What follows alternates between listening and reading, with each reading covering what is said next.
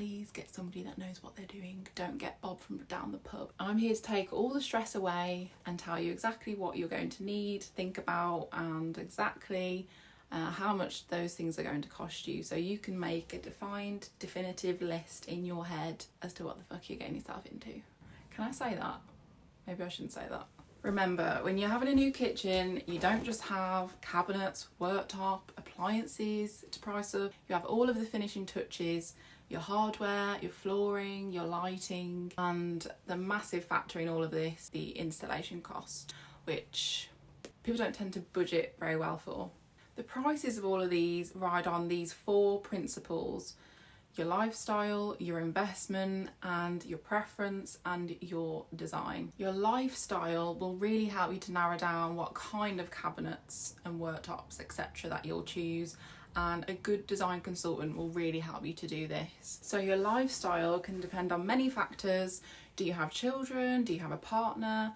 Who cooks in your household and at what level of expertise? What do your meals tend to be? Are you restricted for space in your kitchen? Do you need somewhere to sit or entertain with family and friends? Do you have pets that need to be considered? There's so many things to discover, and that is really when we can get to the nitty-gritty of what your lifestyle truly is for you on a day-to-day basis. When it comes to your investment level, that is, how much are you willing to trade for a better lifestyle and experience that you'll have in your new kitchen for the decades to come? What's it worth to you personally? You use your kitchen day in, day out. You gather in the kitchen to celebrate occasions. You gather to have chats with your kids when they come home from school. You go to the kitchen to make warm soup when you feel unwell. You celebrate Christmas with loved ones. It's just such a sociable hub, the kitchen is, that you will be using forever and ever, whether you like it or not. Remember, your investment will need to align with your needs and wants. You can't expect to have agey appliances and granite worktops with a tiny budget. Your investment needs to cover all of the different elements of your new kitchen.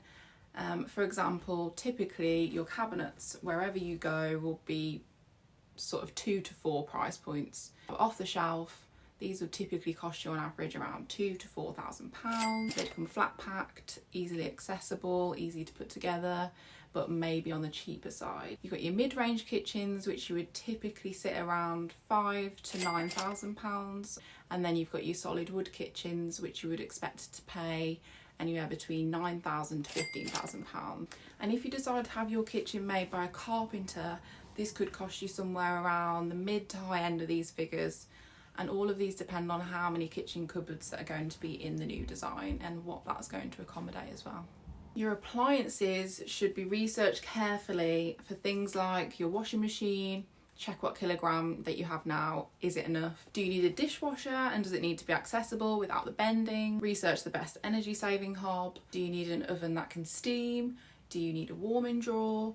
Would you like a wine cooler? You need to really make a checklist of all of the things that it is that you want in this new kitchen, because you're only going to do it once, believe me. You have many appliance brands to compare, and a lot of them will have similar features but different price points. Typically, all of your appliances could cost you anywhere between £4,000 and £10,000. See how this is kind of like adding up now, can't you? Don't worry, we'll get to that at the end. When it comes to your worktops, you should really think about your lifestyle again and go back to what we discussed earlier. Do you need dough? Are you a baker? Granite would be a great option for this if it falls within your level of investment. Do you want an easy life? Do you not want to be living in the kitchen? Maybe a laminate would be the right choice for you. An average cost of granite is about £4,000 to £10,000, laminate being £1,000 to £2,000, and this is just a few of what's available on the market today. Your lighting, flooring, hardware, and all of the other elements that factor into your cost, you could expect to pay an average of £2,000 to £5,000. Moving on to installation. Are you looking to have installers come in and do the whole job for you, or is someone else going to be doing the installation for you? Please get somebody that knows what they're doing. Don't get Bob from down the pub. That is all I'm saying. Please don't do that. Installation could be a big factor that you have to consider into your level of investment, and can make a huge whopping difference into what your kitchen looks like once it's all installed, whether it looks like what you paid for it or whether it looks like a heap of shit. If you do choose to have the work done professionally, which is what I would highly recommend, and usually with a workmanship guarantee, If you go directly to a company, you'd be looking to pay on average anywhere from £4,000 to £14,000 for this. Your preference is the last factor that comes into it. If you've narrowed down your lifestyle, your level of investment, your preferences come next. Your preference is the last factor that comes into it. If you've narrowed down your lifestyle, your level of investment, then your preference can take its play. And everyone has a preference on colour and style. This may be defined by your level of investment. You might have a first choice and a second choice when it comes to your preferences. For instance, you may love a true handleless kitchen, but your backup is a J-port kitchen if that didn't align with your level of investment. Or you may hate the shaker style door because your lifestyle involves dogs and you know you'll feel like you're forever cleaning the lip on the cabinets. Last but not least, my favourite part, the design. Everyone thinks the design comes first and they are completely wrong. It comes last once we've nailed down all of the other factors together, and then a great design can be implemented solely for your needs and wants and align with your level of investment, hopefully, if we've done a good job.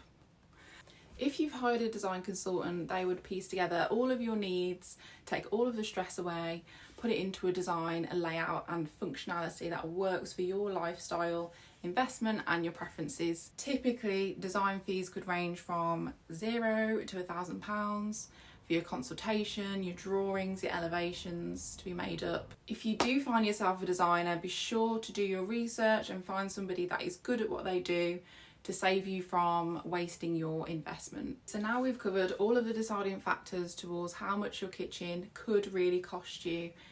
Here's the weigh-in.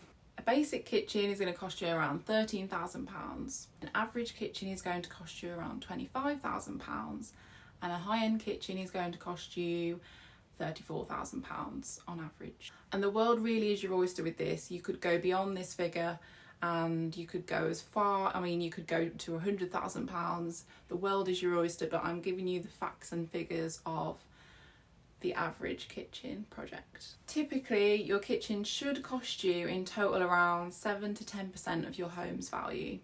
And hopefully that gives you some insight as to what you can expect when you come to do your kitchen renovation project.